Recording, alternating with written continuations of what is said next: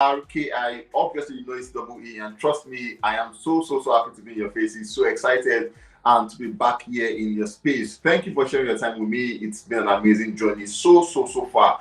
Moving on today, welcome to Go to Life News, where I bring you updates concerning music and that is across the country. Today is Thursday, and like I always tell you guys, it's Throwback Thursday. Please and please go back to your old pictures and post them. The idea of that is the fact that you can know you're making progress, so you know that you are not who you used to be about 5 years ago and thereabouts. So progress is the most important part of life. Anyways, back to the news. Davido and Asake linked up yesterday, and for some reasons, tongues are waggling. What is this meeting for? Is it for the video shoot or for the O2 thingy? Like, what exactly are you guys meeting for on this one? Let me remind you, they wore matching trousers, like the trousers were matching. So obviously, you could tell that that was an intentional act and they knew exactly what they were doing. Anyways, let's go straight to the news. Davido is beginning today's news. We saw yesterday where he was nominated for the MTV Video Music Award for the best Afrobeat song with the song Unavailable. At the same time, we saw Unavailable on Spotify surpassing 61 million streams, and that's a massive one for Davido. And we say, obviously, congratulations to him on that one. Moving on, we saw same yesterday where he was presented with a plaque for going number one on the UK official Afrobeat chart with Unavailable. On it, amazing one for Davido actually, because for the US category, Rema is holding it down on that level for like the 54th week thereabouts. Holding it down for number one on the US Afrobeat charts, and Davido is doing likewise on the UK Afrobeat chart, holding it down at number one. Indeed, Afrobeat is winning globally. Moving on, we saw Davido Timeless surpassing 200 million streams on Spotify. Trust me, it's amazing. Now, the idea of this is this: the biggest song of the album is Unavailable, having 61 million streams, and every other song has to share about 149 million streams, and that's how it ought to be. Because the idea of that is every song is growing like on their own. Do you understand that? Phil has surpassed about 15 million, close to 20 million. Kante has gone about 15 million, by 18 million thereabouts.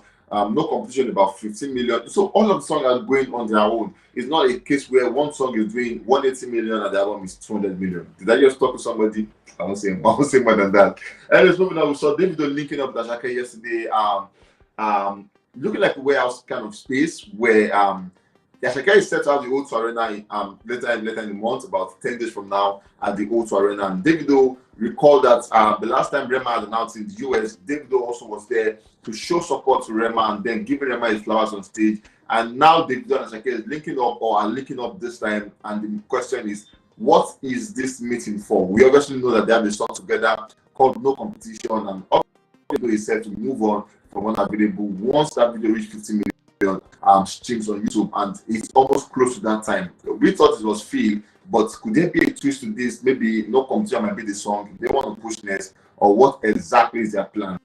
Also, Asake has an O2 Arena tour coming up in the UK. We've seen him rehearsing on sets. We've seen him do like a lot of steps, studio check up, going to this venue to make sure that everything gets in order. And yesterday we saw him with the composers behind the scene doing like a whole lot of rehearsals, and you could say just calm down, talking to the guitarists and all of that. So you could tell that this guy is really bracing up for the picking up with Davido. Is I think going to be surprised that with Davido talk for the O2 Arena, will he be there? And also recall that Davido also is set to do the O2 Arena later again. So obviously a lot of talk making around that there are tendencies that Asake might just bring up Davido for the O2 Arena. At the same time, it could also be a music video. We are not sure about this meeting, but then when we are sure, we'll always come back to tell you guys what this meeting was for. Recall that Olamide also dropped a project. Will Olamide take the album to the O2 Arena? All of these conversations. Let's see what happens on the O2 day. Moving on, we have Olamide Bado as the next guy on the news. We saw where he came through the album, a 15-track album where he had like a Celebrate, Ginger, Problem, Gaza, Doom, Trumpet with CK, Come Alive with Benson, New Religion with Asake, She Baby with Fireboy, Mukolo with Rema, then he had Art Call, Supplier, Life Goes On, No Worries, and then he had Street Jam. Obviously, the streets have been vibing to the song. And then the team have said, we had decided to start up the promotion with Ginger. They dropped a video for Ginger, and they are beginning the song with Ginger, and obviously everybody is getting geared up to know or to follow the trend of what Olamide is, or the journey Olamide is taking us on. And trust me, every song in this album is like it's almost a no skip album basically.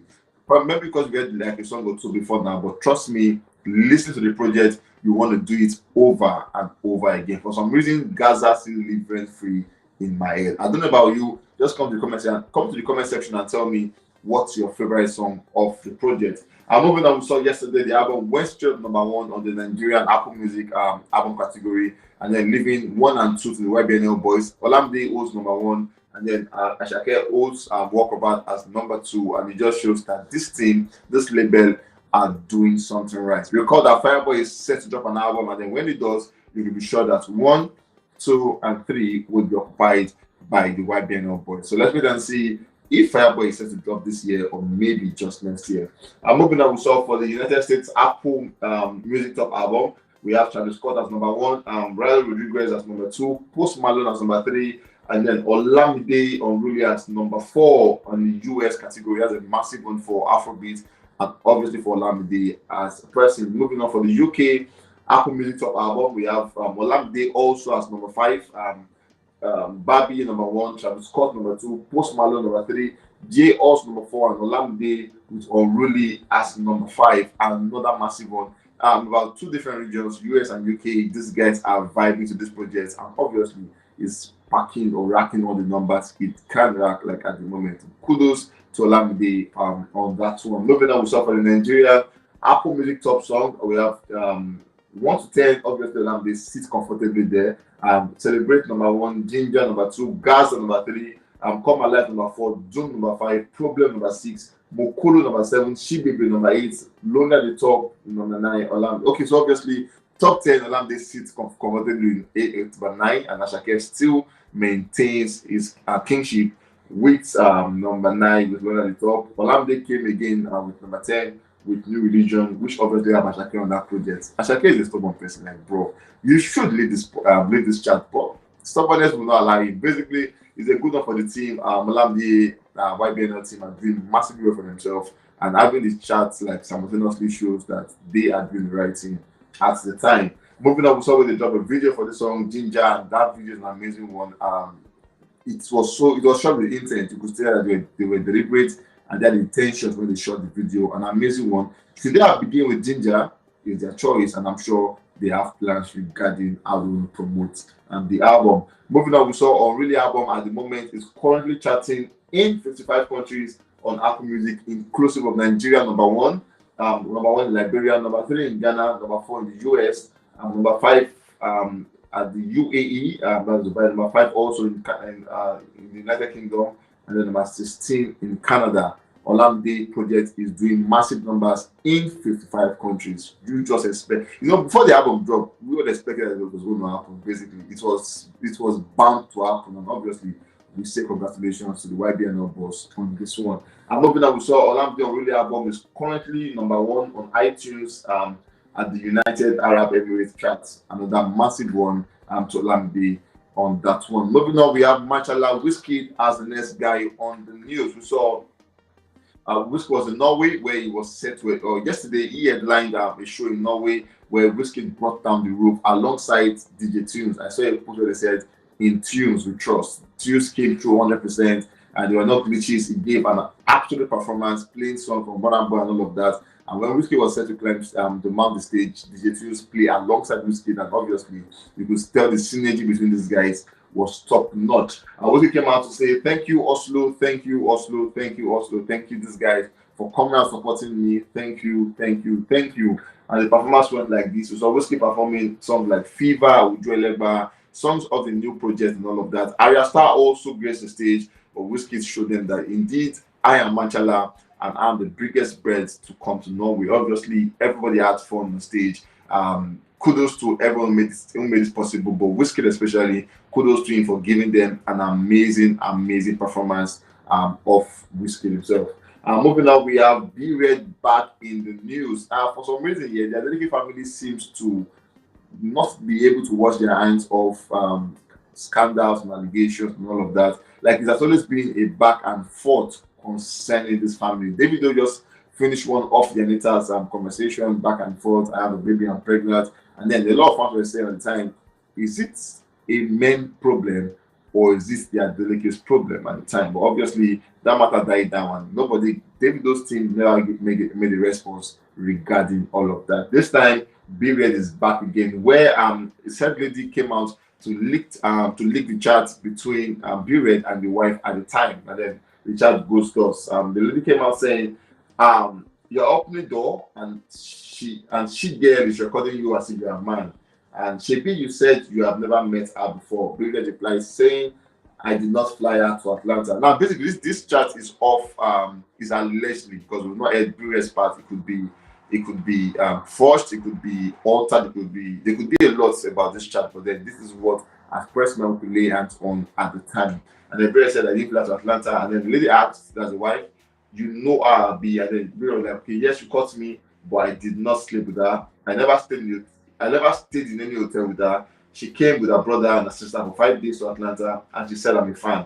I want to hang with you. I stayed in an hotel because my dad's friend went back to Nigeria, so I could not stay in his house." And then the wife said, "But you said you have never met her." And the brother said, "I'm sorry, that's all I can say." And moving on, a lot of back and forth on the conversation. But the part that got people talking was when the wife said, "You were legit laughing at David like you are any better." And Barrett said, "At least I not get speaking outside." In his words, he said, "I get speaking outside with question mark." So he's asking the wife saying, "At least I don't have a child outside. Do I have a child outside?" And a lot of people took that as a subtle attack to Davido, saying, "Obviously, you should not be saying this about Davido. You should have just made a conversation that just avoided instead of saying something like this, saying, I get speaking outside and all of that." So, anyways, on this conversation, B Red and the wife are back again on the news. Let's see where this leads to. Like I said, the Adeleke family are always in this mess, and we hope that one of these days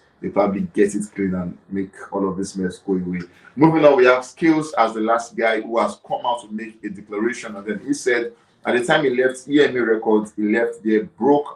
He didn't have anything. All he had at the time was a Ford Explorer and an apartment, which he was told to vacate at the time he left the EMA record. They said he was told to leave the apartment, and then he left the apartment and he was living in his car at the time. There was no money, all he had was his apartment and the car. And then he said, little did he know that he had a song in his drive that could change his life. And after he left the label, sleeping in his car, trying to make ends meet, he said he was making plans to leave the country at the time, and he was like, "No, I have this song, let me just put it out there." And it was that song that changed his life forever. Coming from Skills. The other person would not know that as an artist you have downtime and uptime, but regardless, whenever you're going through your downtime, remember that there was a time you used to be this person, and obviously it's going to come back again and you'll be that person again. Anyways, guys, we've come to the end of this one, and trust when I say this, we come to catch you guys on the very, very next one. Stay safe, guys, and always remember you have to be very, very careful.